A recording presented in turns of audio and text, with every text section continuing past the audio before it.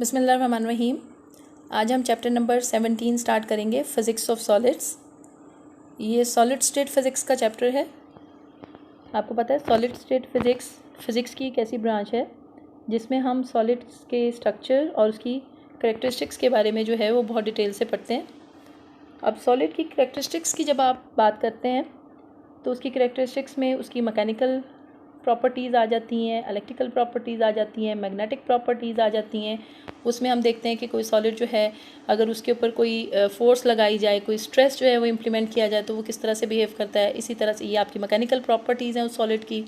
इसी तरह से जब आप इलेक्ट्रिकल प्रॉपर्टीज़ की, उसके करंट की बात करते हैं कि कितना करंट जो है वो किस तरह से फ़्लो कर रहा है। इसी तरह से मैग्नेटिक इन्फ्लुएंस की बात करते हैं तो उसकी मैग्नेटिक प्रॉपर्टीज़ आ जाती हैं। तो इस चैप्टर में हम सबसे पहले जो है सॉलिड्स के स्ट्रक्चर के बारे में जानेंगे, यानी सॉलिड्स की क्लासिफिकेशन के बारे में पढ़ेंगे कि सॉलिड जो है वो कितनी किस्म का होता है और उसकी कितनी क्लासिफिकेशन हैं, कितनी टाइप्स के होते हैं सॉलिड्स, ये हम देखेंगे। तो मेनली जो सॉलिड्स की टाइप्स हैं वो 3 टाइप्स हैं। इसमें नंबर 1 जो है वो क्रिस्टलाइन सॉलिड्स जो है हम सबसे पहले देखेंगे कि क्रिस्टलाइन सॉलिड्स क्या होता है। तो क्रिस्टलाइन सॉलिड्स की जब बात करते हैं तो इसमें जो रेगुलर अरेंजमेंट ऑफ मॉलिक्यूल्स, जैसे कि आप जानते हैं कि सॉलिड्स जो है वो उसमें एटम्स या मॉलिक्यूल्स मौजूद होते हैं। जो रेगुलर अरेंजमेंट होगी मॉलिक्यूल्स की, ये होगी क्रिस्टलाइन सॉलिड्स में।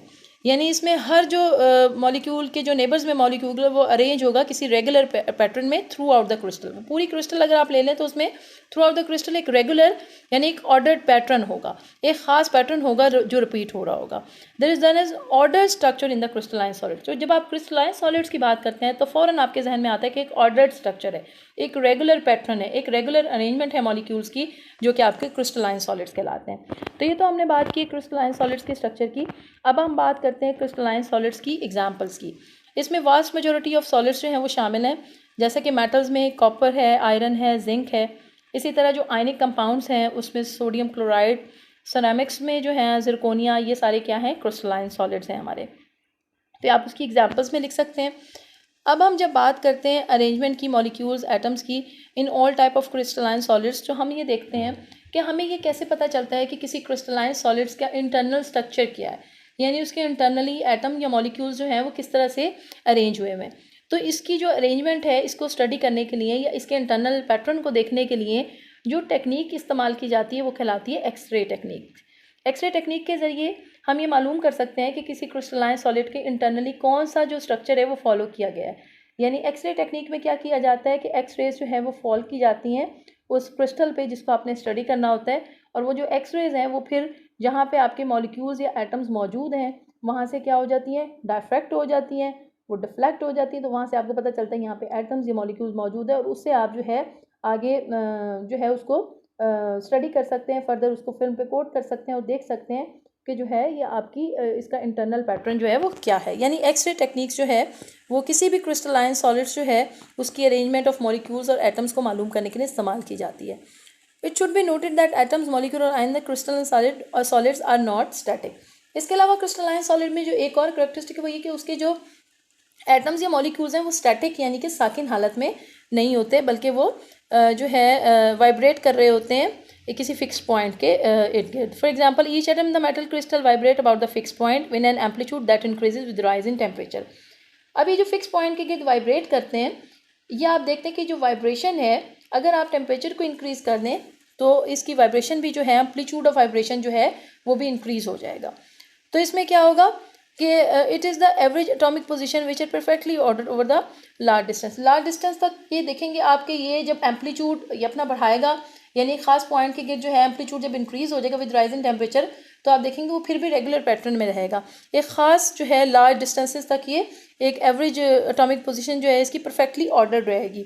लेकिन उसके बाद क्या होगा कि वो कहते हैं the cohesive forces between atoms, molecules और ion in crystal remain maintain the strict long range order in spite of atomic vibration. Atomic vibration होते हुए भी इसकी जो है एक स्ट्रिक्ट लॉन्ग रेंज ऑर्डर होगा, यानी ऑर्डर में जो है वो फॉर्म करेगा। For every crystal however there is a temperature at which the vibrations become so great that the structure suddenly breaks up and the solid melts.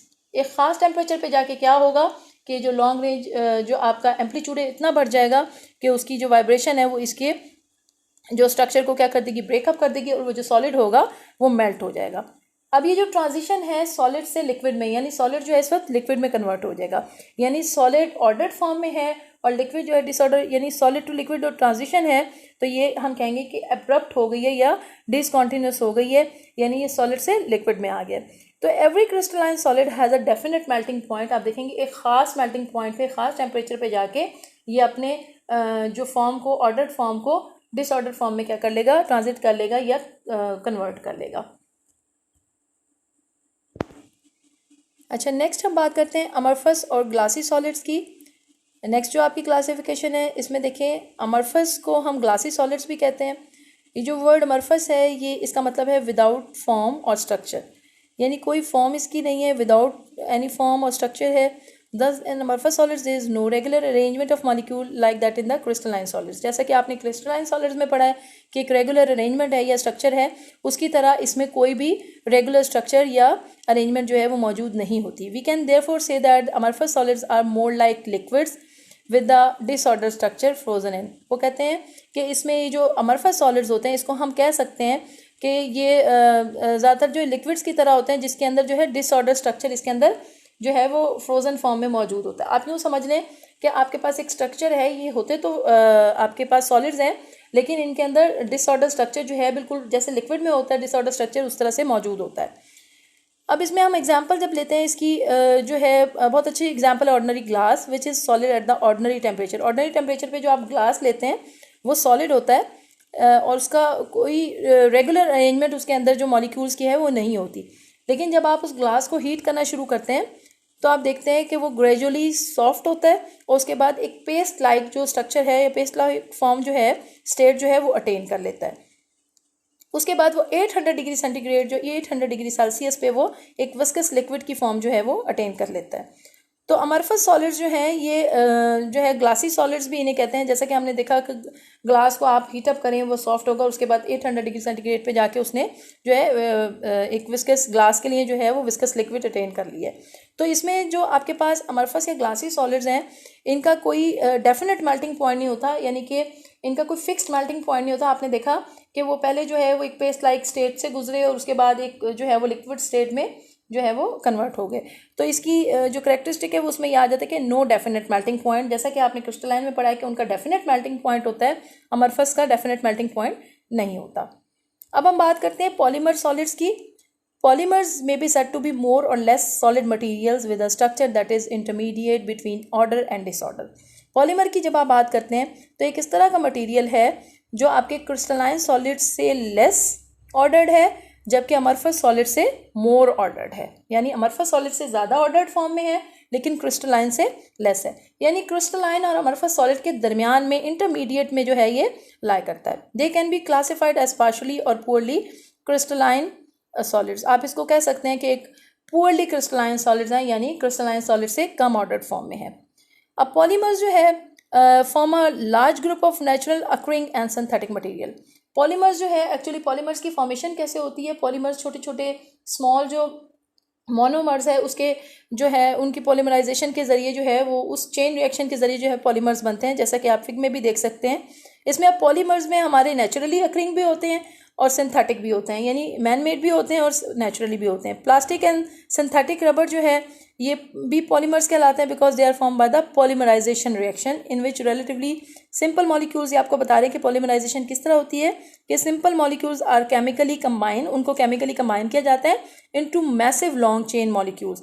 छोटे छोटे simple molecules को कंबाइन किया जाता है और मैसिव लॉन्ग चेन मॉलिक्यूल्स में convert किया जाता है, और इसको हम कह सकते हैं कि 3 डायमेंशनल स्ट्रक्चर में जो है इसको कन्वर्ट किया जाता है। These materials have rather low specific gravity compared with even the lightest of metals and yet exhibit good strength to weight ratio।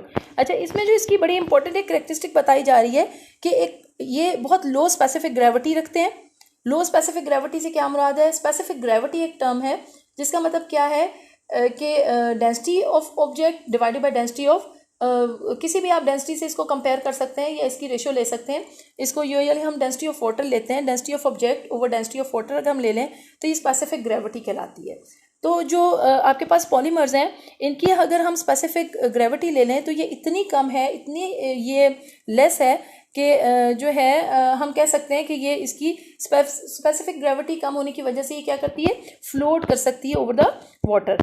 ठीक है, क्योंकि हमने वाटर के साथ कंपैरिजन किया है तो ये ओवर द वाटर जो है वो उसके ऊपर फ्लोट कर सकती है, क्योंकि इसकी स्पेसिफिक ग्रेविटी जो है वो बहुत कम है। इसी तरह दूसरी जो इसकी exhibit good strength to weight ratio. Strength to weight ratio भी एक टर्म है जिसमें हम स्ट्रेंथ ऑफ द ऑब्जेक्ट और divided by weight of the object जो है, इन दोनों के दरमियान हम रेशो ले लेते हैं कि कितनी जो है वेट वो बॉडी जो है, ये ऑब्जेक्ट जो है वो बर्दाश्त कर सकता है, और उसकी वेट के साथ, उसके अपने वेट के साथ जो है वो रेशो ले ली जाती है। ये भी हम देख लेते हैं कि उसकी जो स्ट्रेंथ टू वेट रेशो है ये भी अच्छी है किसकी, पॉलीमर्स की। यानी पॉलीमर्स के लिए ये दो कैरेक्टरिस्टिक्स जो है स्पेसिफिक ग्रेविटी की और स्ट्रेंथ टू वेट रेशो जो है इसकी कैरेक्टरिस्टिक बता दी गई है।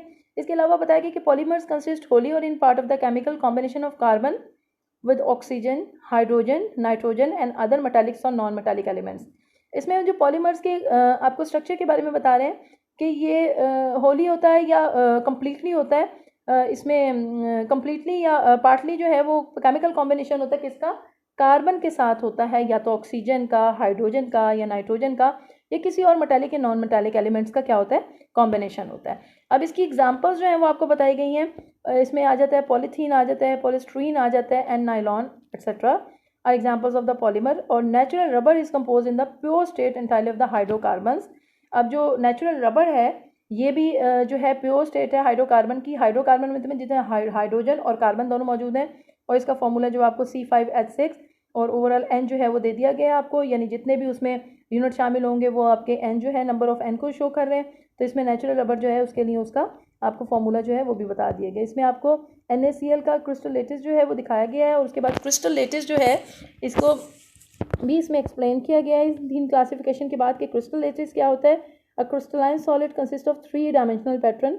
एक ऐसा क्रिस्टलाइन सॉलिड जिसकी 3 डायमेंशनल पैटर्न होती है, that repeat itself over and over again, यानी जो बार बार अपने आप को रिपीट करता है, ऐसा 3 डायमेंशनल पैटर्न जो कि अपने आप को बार बार रिपीट करता है। The smallest 3 dimensional basic structure is called the unit cell. अब इसमें अगर आप स्मॉलेस्ट ले लें, एक छोटा सा बिल्कुल जो सबसे छोटा यूनिट सेल होगा वो आप ले लें, और जो अपने आप को बार बार रिपीट करता है और एक कंटिन्यूस और रिपीटेड स्ट्रक्चर बनाता है, इसको हम क्या कहते हैं, इसको यूनिट सेल कहते हैं। The whole structure obtain by the repetition of unit cell जो है, अगर आप इस यूनिट सेल को बार बार रिपीट करें और उससे एक होल स्ट्रक्चर जो आप बनाएं, तो इसको आप क्या कहेंगे, ये है क्रिस्टल लेटिस। फॉर एग्जांपल हम पैटर्न इस वक्त जो है वो कंसिडर कर रहे हैं NaCl का, यानी सोडियम क्लोराइड का। इसका जो शेप है या इसका जो स्ट्रक्चर है वो क्यूबिक स्ट्रक्चर है, ये क्यूबिक शेप है। The cube shape of the sodium chloride is just one of several crystal shapes in a cube crystal, all the side meet at the right angle. अब इसके अंदर हम बात कर रहे हैं, पहले हमने क्रिस्टलाइन सॉलिड की बात की है कि वो 3 डायमेंशनल पैटर्न होता है जो कि अपने आप को बार बार रिपीट करता है, और उससे हमने बताया कि यूनिट सेल क्या है, उसमें जो स्मॉलेस्ट 3 डायमेंशनल बेसिक स्ट्रक्चर होगा वो यूनिट सेल कहलाएगा। और जब हम स्पेसिफिकली बात करते हैं सोडियम क्लोराइड की यानी NaCl की क्रिस्टल लेटिस की, तो हम कहते हैं कि सोडियम क्लोराइड का जो क्रिस्टल है या यूनिट सेल है वो कैसा है, क्यूबिक क्रिस्टल है, ये क्यूबिक शेप है। इसमें जो है अगर आप देखते हैं तो इसके क्यूबिक क्रिस्टल में जो इसकी तमाम साइड्स हैं वो राइट एंगल पे मौजूद होती हैं। Other crystal shapes have corner in which one or more of the angles are not right angle. वो कहते हैं जो अदर जो क्रिस्टल्स होते हैं उनकी शेप में जो कॉर्नर्स होते हैं उसमें एक या एक से ज़्यादा जो है राइट एंगल जो है वो मौजूद नहीं होते। इसके क्रिस्टल में जो है आप देख रहे हैं कि इसकी जो क्यूब शेप है उसमें सोडियम क्लोराइड के वो किस तरह की राइट एंगल पे जो है इसकी साइड्स जो है वो मीट करती हैं। ठीक है ना, तो ये आपको क्रिस्टल लेटिस के बारे में भी इसके साथ साथ जो है वो क्लासिफिकेशन ऑफ सॉलिड्स के साथ उसका भी आइडिया जो है वो दे दिया गया है कि क्रिस्टल लेटिस जो है वो क्या चीज़ होती है और यूनिट सेल उसको कैसे जो है वो फॉर्म करता है।